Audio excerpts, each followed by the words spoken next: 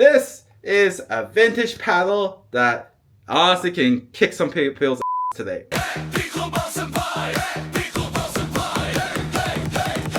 This is Brickhouse paddles, and they created the Pinnacle 97, or I think they have several Pinnacle versions. It's a wooden paddle built with the Gen 1 style core.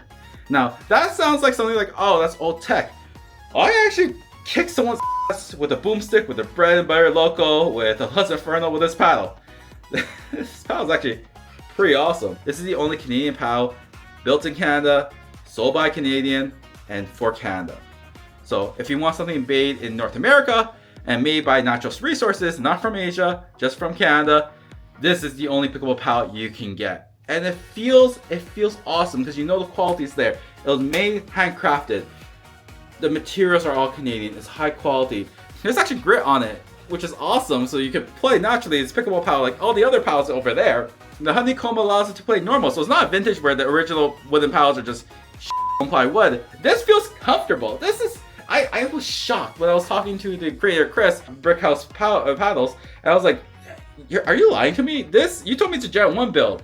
It feels like a Gen 2. It feels like I have a bigger sweet spot. Like Paddle Tech is that tiny sweet spot and there's a Gen 1 paddle. No, this thing is this whole area. It feels good.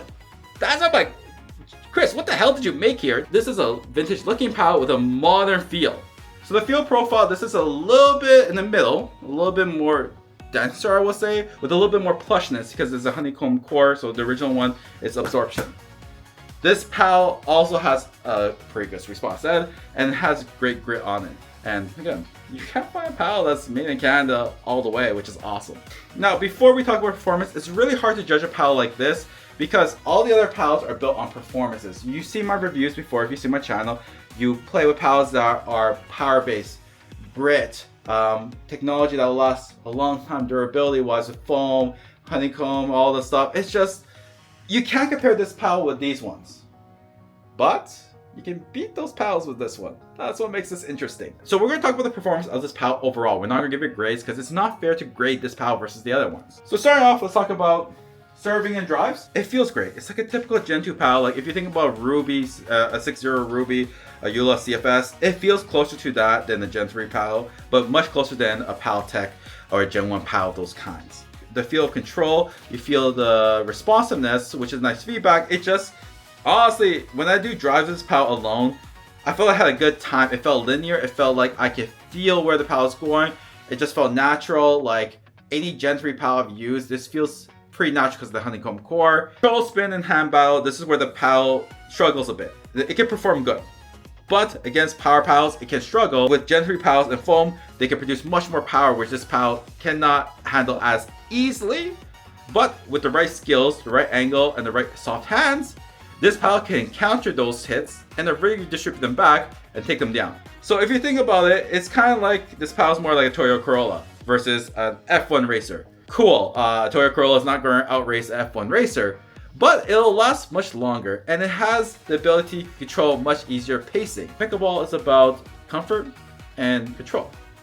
If you can balance that, power is not as important as that aspect, and this paddle can do well. And honestly, at the end of the day, everyone who played with this paddle was shocked, saying that I thought this paddle was going to be just a vintage, like, funny gimmick. This paddle is awesome. That's what we were surprised on.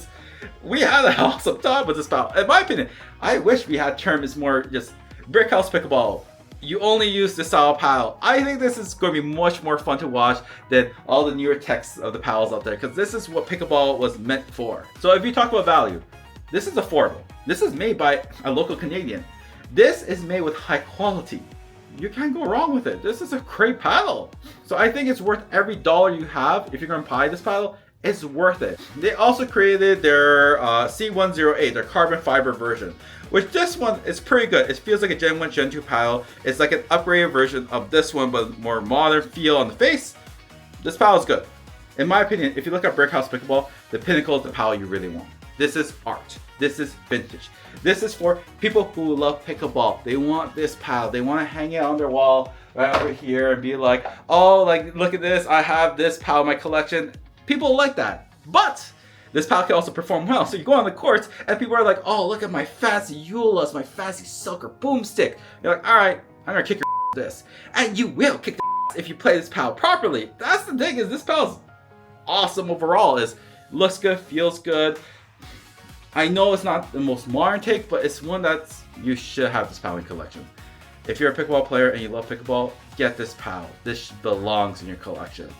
And if you're a player and you want to play this off and kick people's ass with this paddle, oh, you're gonna have a lot of laughs showing off people how good this paddle is. So overall, it may not be a gem for your phone paddle, but it's one that I think every pickleball player should try once in their life and should keep in their pickleball library.